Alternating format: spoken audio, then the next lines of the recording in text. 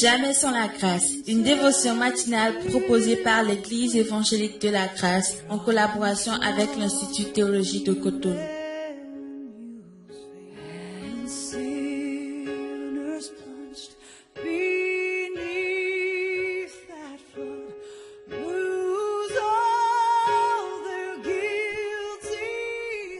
Bonjour, chers amis, chers internautes, nouvelle journée, nouvelle provision. Bienvenue dans cette deuxième dévotion de cette merveilleuse semaine, Seigneur. Merci pour ta grâce qui nous porte jour après jour et ta grâce qui nous amène à ton trône ce matin. Oui, c'est un trône, ça peut faire peur parce que ça représente une autorité. Mais la bonne nouvelle, c'est que celui qui est assis dessus s'appelle grâce. Et si nous nous approchons ce matin, c'est pour recevoir grâce et miséricorde en abondance pour notre journée au nom puissant de Christ. Amen.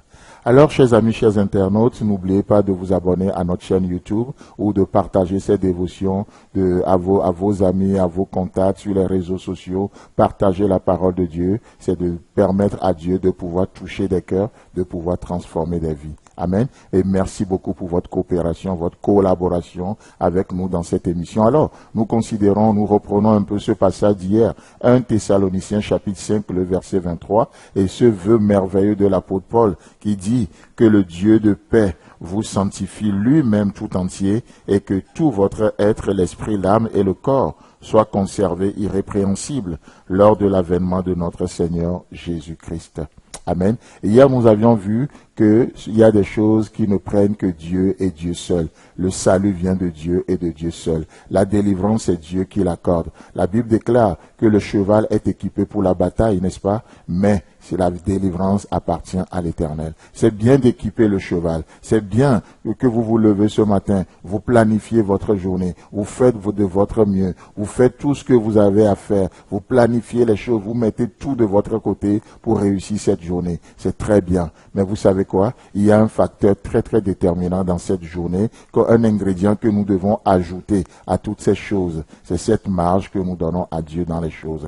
Ça s'appelle simplement la foi. Et la foi, ce n'est pas un saut dans le vide. Non, la foi, c'est sauter avec les promesses de Dieu. La foi, c'est de voir ce Dieu invisible, comme Moïse qui était devant Pharaon, mais il était conscient de ce Dieu visible. Et vous savez quoi? Et Moïse n'a pas peur de Pharaon du tout. Pourquoi? Parce que devant le roi visible qu'est Pharaon, Moïse voyait dans l'invisible le roi de toute la terre, le roi de gloire, le Dieu de paix. Et son cœur était vraiment tranquillisé. Et c'est ce que je demande à Dieu pour toi ce matin. Devant ces montagnes que tu vois, devant ces montagnes, tu te dis dans ton cœur, oh, qui m'aidera?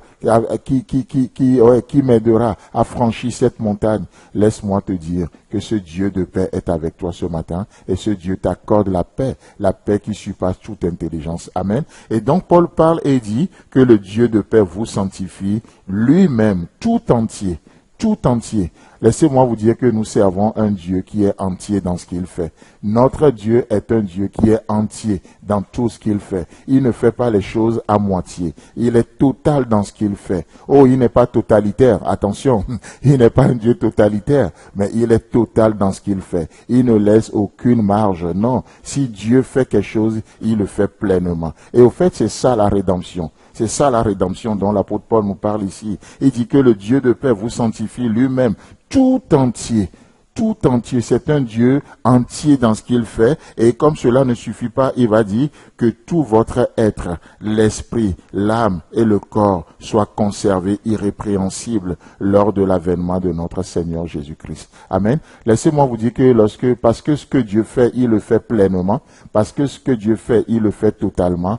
Alors, notre corps peut être conservé irrépréhensible. Amen. Dieu ne nous a pas sauvés à moitié, non. Si Dieu vous a sauvés, si vous avez donné votre vie à Christ, j'espère que vous l'avez fait. Sinon, qu'est-ce qui vous empêcherait ce matin d'accepter ce Dieu qui vous a tant aimé alors que nous étions encore des pécheurs? La Bible dit, au temps marqué, Christ est venu sur la terre. Il nous a aimés. Il a préféré mourir pour nous que de vivre sans nous. Et aujourd'hui, nous pouvons rentrer dans sa famille. Amen. Donc, alors que ce Dieu nous a sauvés, il nous a rachetés, qu'est-ce qu'il fait? Il a fait pleinement. Il ne nous a pas sauvés à moitié. Et lorsqu'il vient dans notre cœur, il ne vient pas à moitié non plus dans notre cœur. Excusez-moi, au-delà de tout débat théologique, c'est pourquoi je ne crois personnellement personnellement, j'ai de la peine à croire à cette seconde expérience, comme certains théologiens le prétendent.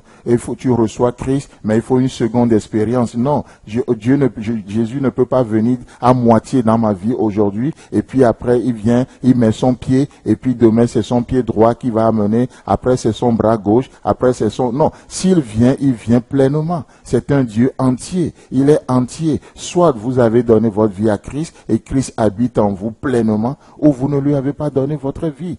Vous savez, maintenant l'autre chose, c'est qu'il faut se laisser contrôler, diriger par Christ. Ça c'est encore une autre affaire, mes chers amis, chers internautes. Notre Dieu est un Dieu entier. Il ne fait pas à moitié les choses. Alors, si ce Dieu vous a donné cette journée, il vous couvre de sa bénédiction, il vous couvre de sa paix au nom puissant de Jésus-Christ. Amen. C'est tout le temps que nous avons. Si vous avez aimé cette dévotion, parlez-en à vos amis. Parlez-leur du message de la grâce et de ce qu'il fait dans vos vies. Pour un sujet de prière, une question ou plus d'informations, contactez-nous. Téléphone 64 88 35 87 ou 96 42 69 05 ou par WhatsApp au 94 75 80 20.